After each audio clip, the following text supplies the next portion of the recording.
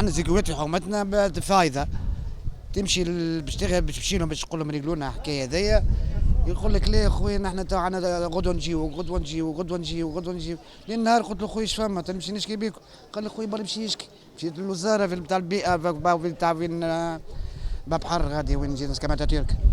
قالوا لي تو نجيوكم واحد يودي تفاضل عندنا موتى في الحومه حتى باش نخرجوهم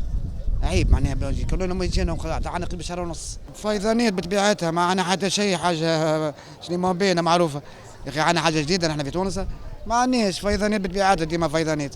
ما عندناش حاجه مش تقول انت مثلا سهله ولا عندنا كل عام هكاك بس بلي تلقى هكاك خويا واحد محمل الاخر والاخر يهزوه وساعات يخلونا كل واحد يديتك المحلولين يا صاحبي، الله اعلم واحد يطيح فيها تحت قبل زاد شفت قدام عينيا يا خويا راهو شيء بلادنا شوف فيه وعباد ما حبش يخدم خويا، وعباد ترسمتها وشدت الكل ما عادش يحب يخدم لك.